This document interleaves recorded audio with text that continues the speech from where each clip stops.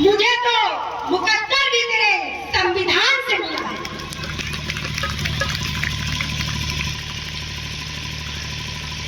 हमारे संघर्षों के अगवा नायक, विश्व रत्न, महान दार्शनिक, भारतीय संविधान के निर्माता, आधुनिक भारत के शिल्पकार एवं शोषित वंचितों व महिलाओं के मुक्तिदाता, ज्ञान के प्रतीक, विश्व रत्न एवं भारत रत्न बाबा साहेब डॉक्टर भीमराव अम्बेडकर जी की जयंती पर उन्हें सशक्त नमन एवं विनम्र श्रद्धांजलि। जय भीम, जय मंडल, जय संविधान है एवं इंकलाब जिंदाबाद है। साथियों,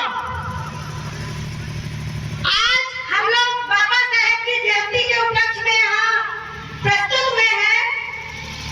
जैसा कि बाबा साहेब का जो जीवन है वो बहुत ही कठिनाइयों से गुजरा है। वो अछूत वर्ग से थे। जब उन्हें प्यास लगती थी तो उन्हें पानी नहीं अपने से पी पाते थे। जब वो 6 भाषाएं और 26 डिग्रियों के साथ इतना पढ़ के जब वो यहाँ पर भारत वापस लौटे थे, तब भी उनके साथ बहुत अन्याय होता रहा। उन्होंने जो नौकरी की, जब उन्हें नौकरी मिल रही थी तो नौकरी के बाद जो वहां पर प्यून था, वो प्यून उन्हें पानी नहीं पिलाता था। आप सोचिए, जो फाइलें थी वो फेंक के दी जाती थी। कितना संघर्ष रहा होगा। और आज आप समझ लीजिए कि जो बाबा साहेब है उन्होंने बहुत संघर्ष किया है। और आज के डेट में बाबा साहेब को सिर्फ कहा जाता है कि वो दलितों के नेता हैं और वो आरक्षण करते हैं। ये बात बहुत ही गलत है।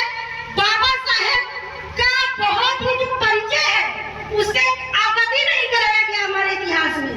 उनकी जो लिखी पुस्तकें थी, उनकी जो लिखी पुस्तकें हैं वो 1980 में के बाद प्रकाशित हुई। सोचिए, हमारी आजादी 1947 को मिल गई थी, लेकिन जो उनकी लिखी किताबें थी, जो उनके विचार थे, उनको 1980 में उनको छपवाया गया। आप ये सोचिए, अगर कहा जाए कि वो सामाजिक चिंतक थे, तो सामाजिक चिंतक को इस क्षेत्र में थे कि वो सामाजिक चिंतक के क्षेत्र में 3 चरणों में उन्होंने लड़ाई लड़ी थी। पहला, उन्होंने सामाजिक चिंतक के रूप में उन्होंने मंदिरों के लिए कि मंदिरों में हम लोगों को प्रवेश मिल जाए, उसके लिए लड़ाई की। लेकिन फिर उन्हें लगा कि नहीं, इससे कोई फायदा नहीं है।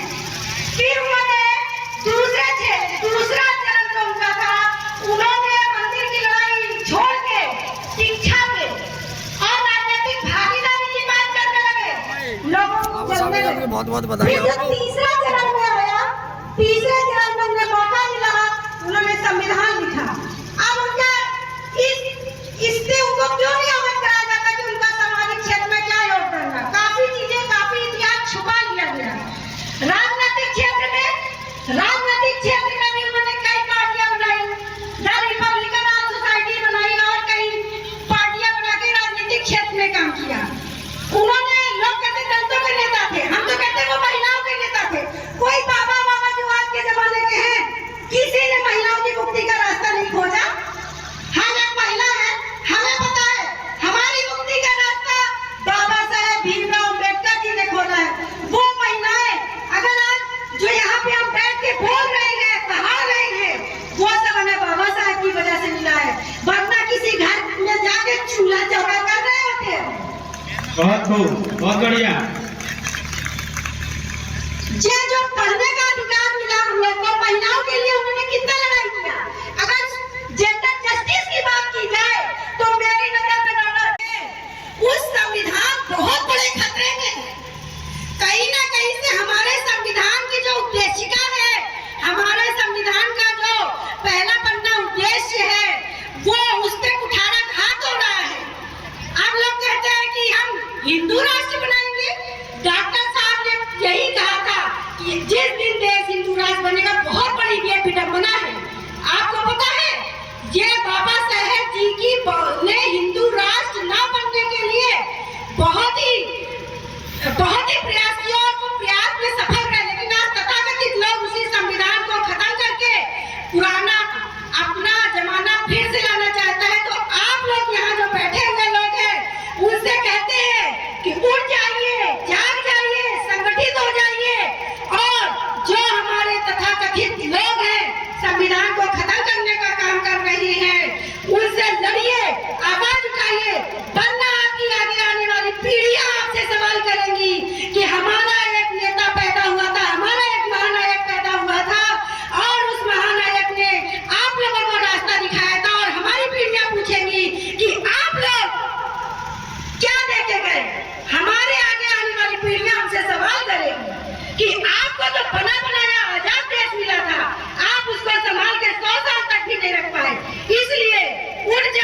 जो देश में खतरा मंडरा रहा है, उस खतरे के प्रति सचेत हो जाइए और अपने संविधान को बचा लीजिए। इसी के साथ मैं अपनी बातों को विराम देती हूँ। जय हिंद, जय भारत। बार कहते थे कि घर का बर्तन बेच दो जरूरत पड़े, लेकिन शिक्षा रुकनी नहीं चाहिए, शिक्षा आगे होती रहनी चाहिए, आगे पढ़ाई होती रहनी चाहिए, ऐसा संत गाडगे जी भी कह के गए।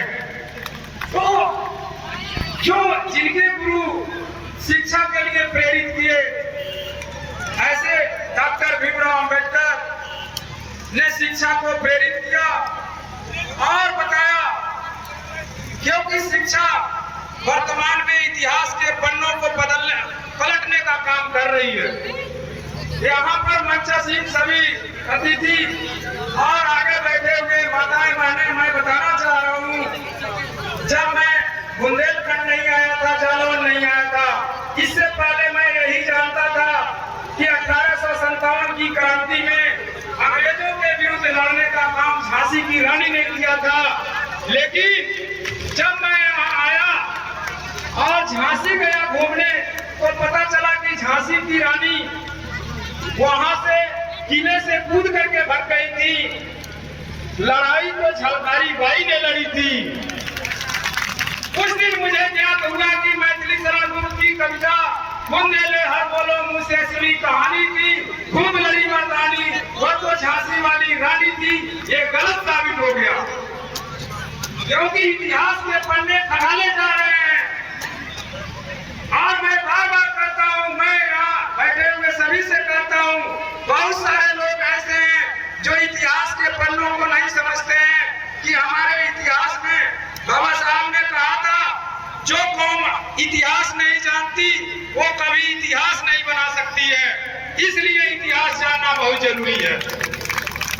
हम अपने घरों में बहुत सारे ऐसी तस्वीरें लगाए हैं जिनके हाथों में तीर, धनुष, तलवार और त्रिशूल है, सुदर्शन चक्र है। भैया ये कौन लोग हैं?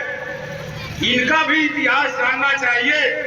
जब तक इतिहास नहीं जानेंगे, क्योंकि बहुजनों के जो भी महापुरुष में तथागत बुद्ध से लेकर कबीर, रविदास, धना, पीपा और ज्योतिबा फूले, डॉक्टर भीमराव अंबेडकर, सभी ने कभी भी लाठी, डंडे, त्रिशूल, भाला का काम नहीं किया और न उनके हाथों में रहा है। इसलिए मैं कहता हूँ कि आपके घरों में अगर ऐसी तस्वीर है जिनके हाथों में तीर, धनुष, तलवार है, त्रिशूल है, सुदर्शन है, उसके इतिहास को समझिए।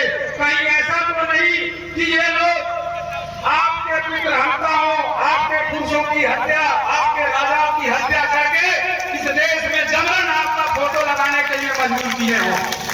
उनके इतिहास को समझिए।